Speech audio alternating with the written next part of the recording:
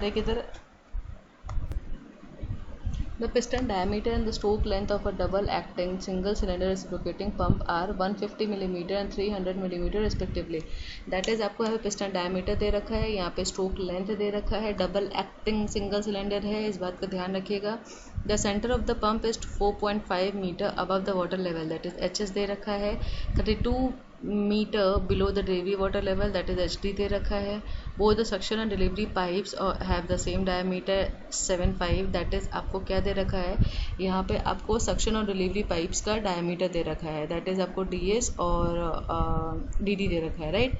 यहाँ पे इसके बाद से इसकी लेंथ दे रखी है. सक्शन पाइप की लेंथ है 6 मीटर एंड आपकी डिलीवरी पाइप की जो लेंथ है दैट इज़ 36 मीटर.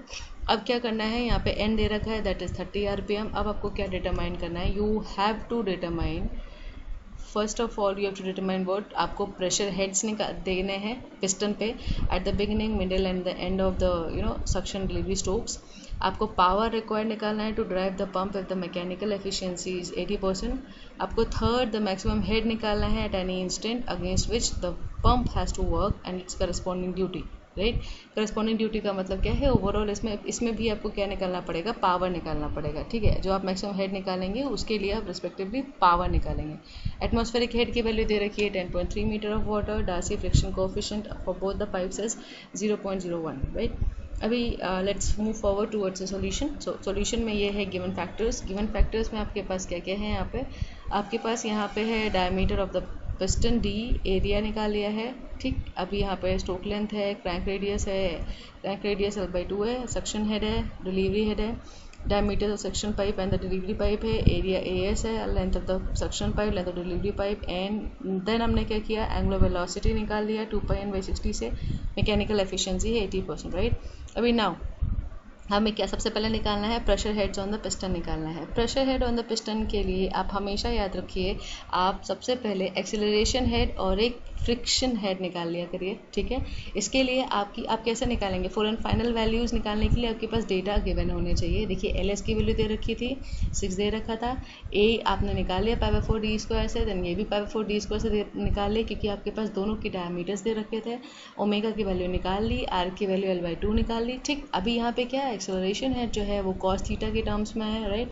अभी HFS जो है यहाँ पे अगेन F डार्सी कोफिशिएंट के हिसाब से फ्रिक्शन कोफिशिएंट दे रखा था 0.01. LS की वैल्यू है ये DS है एंड देन 2G, राइट. यहाँ पे भी इन सारे वैल्यूज़ को आपका सारा डेटा में गिवन चीज़ें हैं जो ऑलरेडी डिस्कस्ड है. आपने इन सारे वैल्यूज़ को निकाला. इन सारे वैल्यूज़ को निकालने के बाद आपका एक साइन स्क्वायर थीटा के टर्म्स में आपके HFS की वैल्यू है, राइट. अभी HFS की वैल्यू जो आई है इसको आप क्या करोगे, आगे इसको यूटिलाइज़ करेंगे, ठीक. अभी हमें क्या कर रहे हैं, यहाँ पे सबसे पहले सक्शन स्ट्रोक की बात कर रहे हैं. सक्शन स्ट्रोक में सबसे पहले आप क्या करने वाले हैं, आपके पास प्रेशर हेड निकालने के लिए देखो यहाँ पे एटमॉस्फेरिक हेड 10.3 दे रखा है. आपके पास beginning of the stroke that is 0 degree के लिए cos 0 डिग्री कितना होता है, 1 होता है, दैट इज़ HAS की वैल्यू क्या हो जाएगी आपकी 3.67. स्टार्टिंग में फ्रिक्शनल हेड नहीं हो रहा तो आपके पास क्या हो गया, टोटल वैक्यूम हेड कितना हुआ, HS + HAS आपका ये रेस्पेक्टिव वैल्यू है. आपने यहाँ पे एब्सोल्यूट हेड निकालना है, इसीलिए आपने क्या किया है 10.3 से इस टर्म को माइनस कर दिया है तो आपके पास 2.13 meter of absolute water that is absolute water head आया, राइट. अभी यहाँ पे नेक्स्ट इन्होंने फिर से ये काम किया है, इन्होंने मिडिल ऑफ द स्ट्रोक में क्या किया है, मिडिल ऑफ द स्ट्रोक में आपका जो HAS है एक्सेलरेशन हेड है वो 0 हो गया. एक्सेलरेशन हेड 0 क्यों हुआ, cos 90 डिग्री की वैल्यू आ गई यहाँ पे, ठीक. HFS की वैल्यू क्या हो गई आपके साइन 90, साइन स्क्वायर आपका थीटा था, साइन स्क्वायर थीटा में आपने क्या किया, साइन 90 की वैल्यू रखी तो आपके पास HFS की वैल्यू आ गई ये. मिडिल ऑफ द स्ट्रोक में आपके HAS, HFS, HS तीनों का हेड काम करता है, मगर यहाँ पे क्योंकि मिडिल है आपके पास 90 डिग्री आएगा तो आपके पास cos वाला जो टर्म है वो 0 हो जाता है एंड देन आपके पास क्या बचता है, HFS वाला जो टर्म बचता है, राइट. एंड आपके पास सक्शन हेड तो है, तो आपने क्या किया, इन वैल्यूज़ को यहाँ पे प्लेस किया एंड देन ये निकाल लिया एब्सोल्यूट वाटर हेड, ठीक. फिर एंड ऑफ द स्ट्रोक में सेम कहानी है, आपके पास यहाँ पे HAS की वैल्यू है. HAS की वैल्यू के लिए आपने क्या किया, cos 180 डिग्री कितना होता है, -1 होता है, आपने इस वैल्यू को प्लेस कर दिया. HFS की वैल्यू क्या आपके पास जो है, HFS के लिए आपने क्या यूज़ किया था, साइन स्क्वायर थीटा के टर्म्स में वैल्यूज़ थी, ठीक. अभी sine square sine theta sine 180 degree कितना होता है, 0 होता है, ठीक. अभी आपने जब इसकी वैल्यू को रखा है तो यहाँ पे ये जो पूरा HFS का टर्म है वो 0 हो गया, तो क्या बच गया, केवल HS बच गया और HAS बच गया, ठीक. अभी यहाँ पे क्या हो गया, इस वैल्यू को आप क्या करोगे, प्रेशर हेड को निकालोगे, आपने एब्सोल्यूट वाटर हेड निकाल लिया।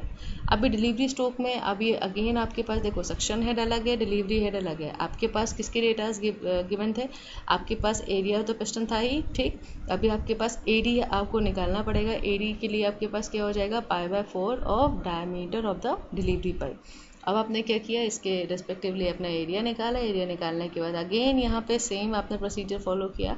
आपने एक्सेलरेशन डिलीवरी पाइप में जो एक्सेलरेशन की वजह से जो हेड क्रिएट है उसकी वैल्यू cos थीटा के टर्म्स में आई, एंड फ्रिक्शनल हेड जो है, फ्रिक्शनल हेड की वैल्यू साइन के टर्म्स में आई। अब आपका इसमें उस सक्शन हेड में सक्शन स्ट्रोक और डिलीवरी स्ट्रोक में केवल एक डिफरेंस होता है। इसमें जो है सक्शन स्ट्रोक क्योंकि एच एटमॉस्फेरिक के ऊपर की तरफ प्लेस होता है इंडिकेटर डायग्राम में, तो हमेशा ये जो वैल्यू है आपकी जो वैक्यूम हेड है उसकी वैल्यू ऐड होती है एटमॉस्फेरिक हेड में। But this is not the same case with the suction stroke.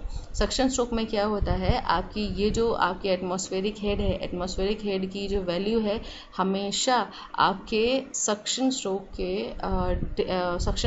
Head के एंड उसके एक्सीलरेशन हेड के ऊपर की वैल्यू होती है। दैट इज आपका HATM में आपका अगर इस लेवल पे प्लेस्ड है तो आपका जो सक्शन स्ट्रोक है समवॉट यहाँ पे प्लेस्ड है, तो इसकी वैल्यू इन दोनों में माइनस होती है, इसके बीच में माइनस आता है सक्शन स्ट्रोक में, बट डिलीवरी स्ट्रोक में यहाँ पे एक पॉजिटिव साइन होता है, ठीक। तो आपने क्या किया, आपने प्रेशर हेड निकाल लिया बिगिनिंग ऑफ द स्ट्रोक में। अगेन देखिए आपको सेम प्रोसीजर फॉलो करना है।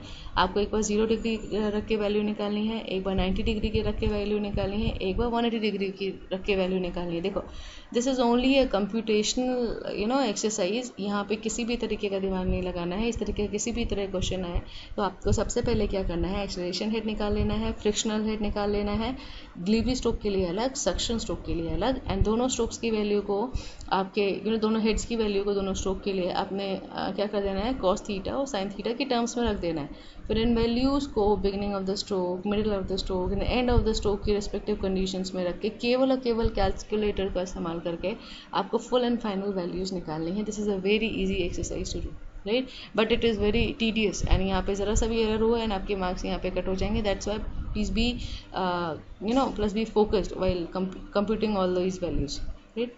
एंड सेकेंड आपको क्या निकालना है, आपको पावर निकालना है। The second question was the power required to drive the pump because it was a double acting pump, that's why यहाँ पे क्या हुआ 2W ALN60 and this is the standard formula. आप इस फार्मूले को यहाँ पे इस फार्मूले में सारी की सारी वैल्यू प्लेस कर देंगे। जब सारी की सारी वैल्यू प्लेस कर देंगे आपको वर्क डन का आपका पूरा आंसर आ जाएगा।